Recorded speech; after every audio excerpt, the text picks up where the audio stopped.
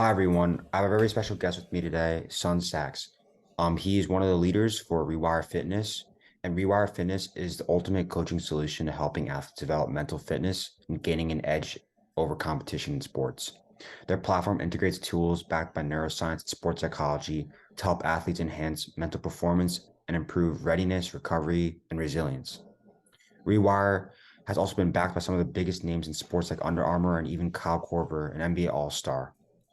Um, Thank you for joining me, son. It's really a pleasure. Brandon, it's an honor to be here. Like I said earlier, I love what you're doing, and yeah, looking forward to the conversation. Yeah, my first question is, what is Rewire Fitness? What do you guys do, and how do you guys help young athletes?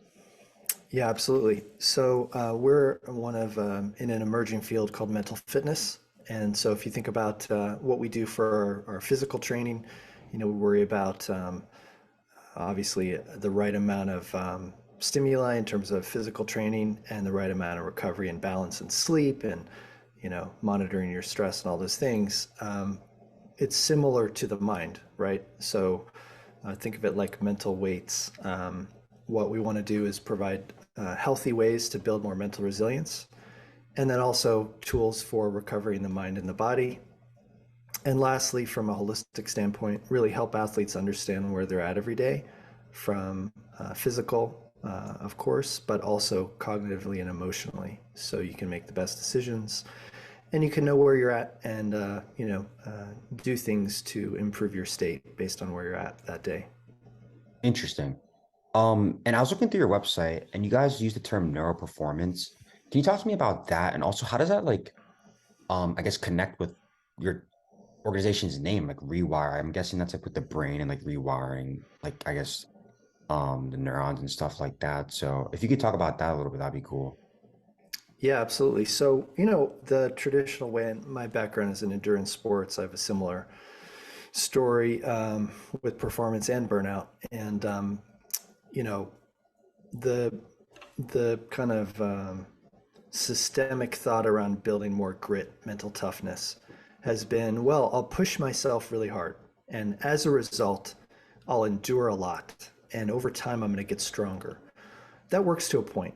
At some point, there's diminishing returns, meaning you can only push your body so hard, and you're just getting very little benefit, and then you're going to lead to burnout or injury, or at the very the worst case, you're going to walk away from your sport for good, right? We don't want that. What this system does, it's more of a direct path rather than a side effect of pushing your body hard. What we do is we target the specific part of your brain in your prefrontal cortex that's responsible for will-driven behavior, as well as your perception of effort. So the combination of the cognitive tasks with the right dosage creates a situation where you become more adapted to being under cognitive and physical stress Mhm. without having to put your body through hell all the time. And that allows you to really practice overcoming those, difficult moments, with cognitive fatigue, and get better over time. And that helps in sport, but it also helps in life. So it's based on a specific branch of science in psychobiology called brain endurance training. So happy to answer more questions around that, but that's the concept. Awesome. Cool. What's your favorite mental fitness technique, I guess? Mental fitness and sports psychology, I'm guessing those are pretty similar. Is there one that you typically like to encourage to athletes, like maybe breathing or visualization, etc.? Yeah, so that's a really good question. There are a lot of tools, many of which are not that accessible or need, practice. What we try to do with Rewire is bring all of those interventions together in one experience that we call a recipe that's based on the athlete's area of need. But to answer your question, it really depends on what you're trying to achieve. I would say there's a lot of different breath work that will put you into either a rest and recovery state or a performance state, and it's something that as humans we have the gift of being able to do, and that we can, our breathing is autonomic, but also we can take control, and in Yeah. doing that we can get ourselves into um, you know uh, uh, parasympathetic state where we're going to basically reduce stress and recover from maybe a hard training session. Or likewise, if we need to get kind of amped up, we can do that, and it only can take a couple of minutes. So I would say, like, in terms of, something anybody can do anywhere, breath work is definitely super accessible, but there's a lot of other things we bring to the table as well. Gotcha. And about like how many types of breathing, I guess, techniques are there? Like I'm familiar with one that's like box breathing. Are there many, and do they generally take like quick amount of time, or are they some of them longer, or they range? Yeah, there are certainly a lot. There are a lot, but what I would do is put them into a few categories. So, your sympathetic nervous system or your parasympathetic nervous system. So in other words, your rest and recovery or your fight or flight, but don't think of fight or flight as a negative thing, because there's some times when that's very practical and helpful in terms of performance. So we would bucket box breathing in, generally speaking, into a parasympathetic state. So you're managing stress and anxiety. But the unique thing about it, because of its structured breathing, it does also bring focus. So there's this interesting combination of you're de-stressing, getting your body into a homeostasis, but you're also maintaining focus. Other breath work in that category would be something like a 4-7-8 breathing style, or a 5-10 breathing style, or even an alternative nasal breathing style, pranayama. Those are all kind of in that category. On the other side, there's breathing techniques that are, you hyperventilate, you emphasize the breath in versus the breath out, which is what the other ones generally are doing. When you're emphasizing the breath in, that's triggering your sympathetic nervous system. So that might be something like a step up or tumo. There's a lot of different styles. Wim Hof is kind of a variant of tumo. And it's a combination of like quick inhalations and breath holds. And that's telling your body, you better prepare for something. Something is happening that requires extra energy. And it works. It gets your body into that prime state, which can be super helpful. So I would probably put it in those two classes. There's other stuff that's more around mindfulness work, but from an athlete standpoint, I'd put it in those two buckets. Gotcha. Shifting towards you and Rewire, what got you into Rewire? What like how are you involved in sports as yourself, like younger maybe, and what really got you into that? Yeah, it's a long journey. I'll definitely try to keep it short, but I grew up in Boulder, Colorado, where I got involved in endurance sports at an early age. Started bike racing at age 12, worked my way up to an elite level. All I wanted to do, literally all I wanted to do, was be a professional athlete. Hmm. And I had kind of the old school mentality, is more is more. And so I pushed myself super hard. At one point, I was training 40 to 50 hours a week, which is a lot, even for, if you're a pro, that would be too much probably. Yeah. And I ended up suffering from burnout and injury, retiring early, walking away from my sport, literally to the point where I couldn't even look at a bike for more than 8 years. So I was Wow. just fried. Yeah. Found out that I was had some natural ability in software and product development. Um, Built my career from the ground up, making all kinds of products at scale, but always stayed on the pulse of the latest research and the latest technology. And I went very deep on a few areas. One was in quantified self. This is, for those that aren't familiar with the term, it's where you're basically analyzing a lot of different data points and trying to understand yourself and how to optimize yourself. So looking at diet, sleep, heart rate data, a lot of things that are pretty common now, but 12, 15 years ago were pretty extreme. Hmm. Went very deep on that, discovered HRV very early, which is a great metric for understanding your response to training load. Went very deep on meditation, understood the efficacy and the benefits there from an athletic standpoint. And then lastly, around this brain endurance training, the science had never come to market, and I was literally just waiting year after year for it to come to market. And one day I had this epiphany for how it could be done, built a prototype, got together with a few co-founders, and we basically, pulled together all those insights over the years into one holistic experience. So that's how it was formed. Gotcha. Interesting.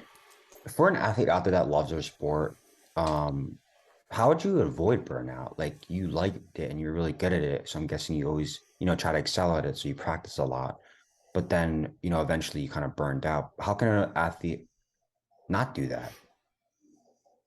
Yeah, it's a good question because unfortunately, when you reach burnout, the only solution is to walk away, Yeah. whether it be for months or for years or forever. That's really the only solution. So prevention is really the way to go if you want to have longevity in your sport.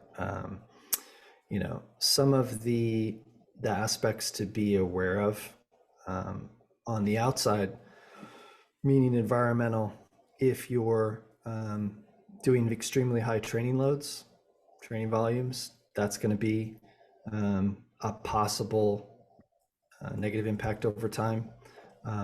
If you have very high expectations of yourself and others have of you as well, like if you have a coach who's really pushing you hard. Personally, if you have a perfectionist mindset, that is the number one personal characteristic that could Mhm. impact burnout. Like me, I'm a recovering perfectionist. Also, the idea of having a fixed versus a growth mindset. So fixed meaning I'm only as good as my last effort, my last performance. I have to pre-prove to myself that I'm good every single time. Failure is not an option versus a growth mindset where, hey, I'm going to take chances. I'm going to grow. I'm going to be excited about mistakes because those are opportunities. It's just a different way of looking at growth. That's crucial. And I would say like having some kind of daily self-care practice, like you dedicate a little bit of time to checking in with yourself, whether that's a mindfulness practice, gratitude practice, a little bit of breath work, something to get perspective. Because if you're all in on your sport and that's all you are, you have a one-dimensional view of yourself. Well, if anything happens to that, you're kind of screwed, Yeah. you know?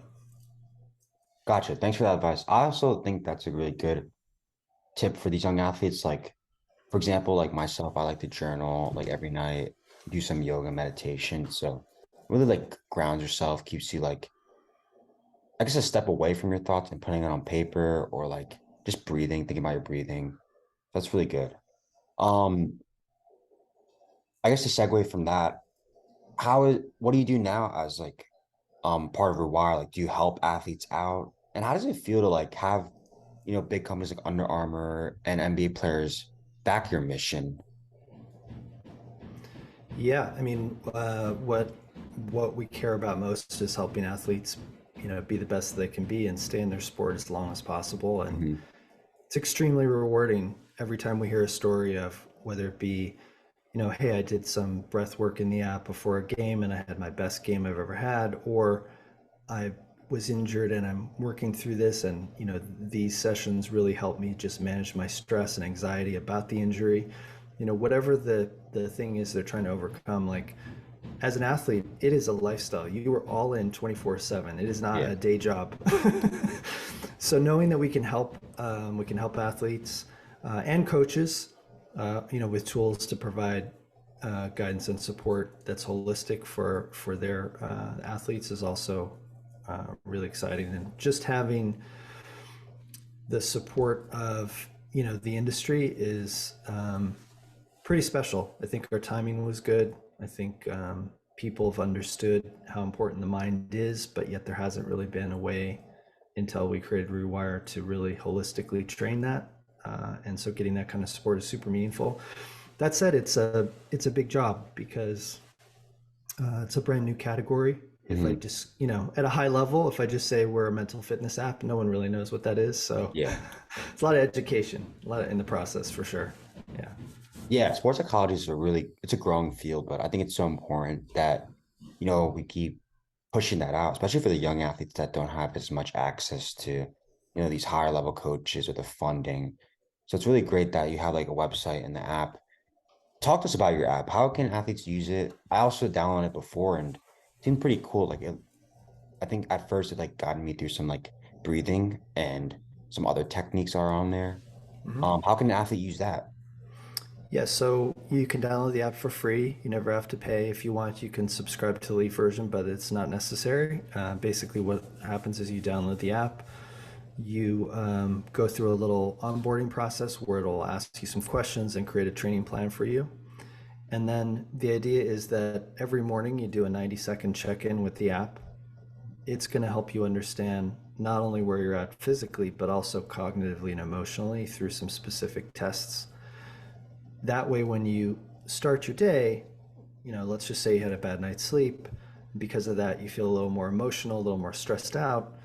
The app's going to pick up on that. And it's not just going to say, hey, guess what, Brandon, you're stressed out. Of course, you know you're stressed out. It's Yeah. going to say, hey, we see you're stressed out. Here's what you do about it. And then it creates us like a curated, personalized experience that you can do for a couple of minutes to prepare for your day. Either pre or post training, it'll bring you back in. If you're having trouble going to sleep or you're stressed out about going to sleep, you can open up the sleep better section and you can kind of go through those different tools. So we're really trying to help the athlete on a 24/7 basis because that is what the athlete lifestyle is. And it's a variety of challenges and issues. So we want to be able to um, reflect back where the athlete's at, but then give tools to help them make the best of their day. Because oftentimes there's responsibilities you can't move. You still got to do the training, right? Yeah. So, yeah. Awesome. That's super cool. The app is really nicely laid out. I'm gonna link it in the show notes so that people can check it out and try it out for themselves. And if you do, hopefully you kind of stick consistently with that so that you can kind of see that like the benefits and trust in the process in it. Because just doing breathing for one night is not gonna really help. It's like kind of that consistency before each game or before each night. That's really where you're gonna see the benefits. So yeah. I was also looking through your guys' website, and you guys have like a bunch of resources. I saw like narrow buttons, a free mental toughness challenge. I guess can you speak to one of those? Like, what's your favorite one, I guess, and how athletes can also use the website to, elevate their performance. Yeah, for sure. Yeah, we do have a lot of resources like ebooks and articles and things like that. People can look up if they want to learn more about the sports psychology techniques and the science. And then, yeah, we have an online site where people can do mental resilience training on a leaderboard. So that's if you feel competitive, you want to see how you rank, you can do that for fun. The same tools are inside the app, of course, so you don't have to go online if you don't want to. And then the neuro buttons, it's a new patented hardware that we just rolled out, which allows you to do brain training while you're working out. So let's say you want to go for a run or you want to work out in the gym. You could basically set up your custom brain training workout and it will come in through your earbuds and you use the buttons to answer the questions. So in other words, you don't have to look at your phone. You could just do your regular workout, but layer on a mind body training session, which is uh, pretty novel, pretty fun. Wow, nice. That's super cool that you guys have it both on the website and like the app so that I don't know, I guess sometimes I'm on the mood to do it on like my computer, so it would be easy on the website. And then I'm guessing like younger athletes would want to just go on their phone and do it right there on the spot. So that's super cool. That's super accessible because I guess athletes just want everything at the touch of their hands, and that's what's really important. Instead of like just printing stuff out, that'd be kind of like a hassle. I feel like a lot of athletes wouldn't want to do. So yeah. Yeah. Um, Another question I had was, you guys said that you guys use protocols used by NASA and the Navy SEALs. I know Navy SEALs is big on like mental strength and endurance and resilience and all that good stuff. What else do they teach people that athletes can take away from? I didn't know NASA was also like into that stuff. So could you share any insights that they have? Yeah, so they NASA very early on, this is obviously for astronaut training. You imagine the kind of stress that an astronaut will go through, whether it be like the G forces, the risk of life or death, all the little things that could happen right there. They're like perhaps the highest stakes athlete, Yeah, even more than F1 perhaps. What they developed early on is called the NASA TLX scale, and this we've incorporated into the app. What it is it's a way to understand where you're at from a emotional readiness standpoint. So you're going to basically answer a few questions, and they're geared towards understanding your level of stress, level of frustration, level of your perceived ability to perform. And our algorithm will basically look at what your normal is and pick up subtle variations. And those variations matter because you're 5-10% more emotional that day or in self-doubt. That's going to inform how we help support you with the interventions that we provide. So it's really crucial to have a good diagnostic tool. And so we went with some of the highest performing tools out there that really most people haven't heard of it, nor would they have a way to apply it. We do all the heavy lifting and just provide the tools. So you just use the app, answer some questions, and the rest takes care of itself. I see. I know this podcast is it's favored towards more young athletes, but if there's any coaches out there, how can a coach or a teacher or someone older that helps young athletes out use the app or your resources to help these athletes? Is there a way they can do that? Yeah, it's a good question. Absolutely. We provide tools for coaches as well. So if a coach wanted to sign up their whole team to the platform, which people do all the time, whether it be to fill the gap, they don't have a sports psych on staff or they can't afford it, or they just want to be more involved in supporting the athlete from a performance and wellness standpoint. They can do that. So they have some tools where they have a sports psychology toolkit built in, and they can recommend interventions to help the athletes.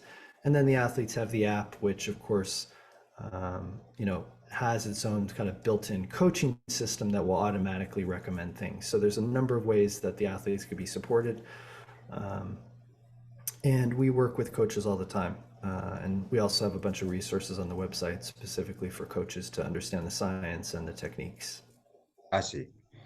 And if you were to give one piece of advice to an athlete, in terms of like mental fitness and sports, like what would it be? Maybe it's like advice to be happier with your sport or excel or to bounce back from a big or like a bad performance. Really anything, like any piece of advice for these young athletes out there? Yeah, I I would just say that don't underestimate the power of a little bit of self-care. And I'm just talking about 4 to 5 minutes a day. Like, um, you know, as athletes who are focused on their sport, we want to be able to, you know, put in a big effort and see an output, see a return on that effort. Um, but actually, if we back off a little bit and um, give a little bit of self care, whether it be breath work or meditation or yoga, you're talking about gratitude practice, something to give yourself a little bit of perspective and a little bit of recovery, it will go a long way. Because otherwise, you're just piling on, piling on, piling on, and you're not actually sort of hitting the reset button or releasing the Yeah, pressure valve. And it's so important. If you love your sport, that's the best thing you can do for yourself. You'll be able to be in your sport longer, and you know what? You might even perform better. Um, you know, occasionally taking your foot off the gas a little bit, giving yourself a little bit of recovery. gotcha. And for those athletes out there that don't have all the fundamentals down, like maybe, for example, they don't have good technique in basketball shooting and they're getting frustrated, would your advice to them be to focus on mental or to kind of just keep practicing until they get all their like skill work down and then they could focus on the mental and combine it together? Because Mm. um, I guess like some people may argue that if you don't have like the skills already, you're kind of setting yourself up for like more stress and like mental techniques won't really do much because you don't have the foundation there. What would you say for that? Well, I mean, it's a long haul. Being excelling in any sport, it takes a level of commitment that is more intense than people realize. Yeah. I mean, athletes do, but people on the outside don't really get that. Like the level of commitment it actually takes to get great. When we talked to Kyle Korver, one of our investors, he talked about um, when he was a little kid, and he had this visceral moment first time he saw basketball when he was 3, and he was just so excited by the sport, and all he wanted to do was to be in the sport. And over time, he recognized like he needed to find some way to maintain that love for the sport, and that required doing the hard work. So what I'm getting at is like resilience and persistence are, I would say, even more powerful than the individual skills, because that's what you need. That's the engine you need to keep going. Yeah. So like start working on your mindset now. That if you have that as an anchor, that's going to serve you very well. Because your skills you can learn, but that Yeah. mindset, like if you don't have that foundation, that's what differentiates the top 1% of the 1%. That's a great way to put it. Because also, if you start younger and you keep progressing into like more competitive teams and opponents, you can have that like mental toolbox to fall back on when things get tough. So I really like that advice. Thank you. Um, Absolutely.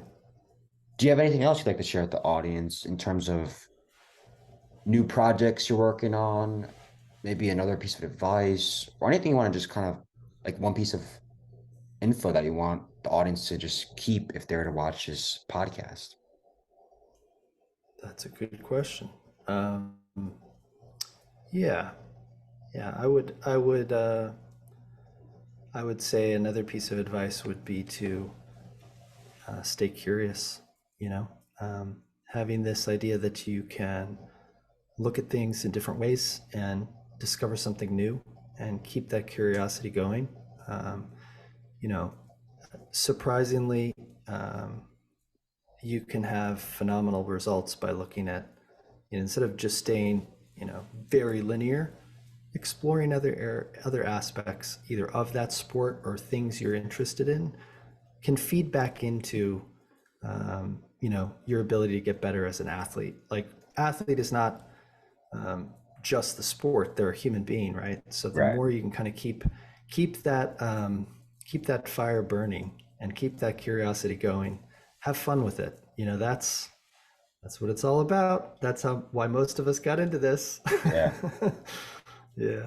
That's a great way to put it. I feel like that's also what's great about sports psychology is that you kind of learn to love your sport more and enjoy, the process of it instead of just, winning or the outcome of what the match is going to be like. So it's really great. Nice way to put that at the end of the episode, just to remind these athletes that sometimes gotta just take a step back and appreciate that you're playing the sport that you love. So yeah. Right on, Um, brother. do you have any, if there's nothing else for you to share, we'll end it there. But those were all my questions. They were really all insightful and I really appreciate it. Thanks so much, Brandon. Yeah. Yeah. Enjoyed it.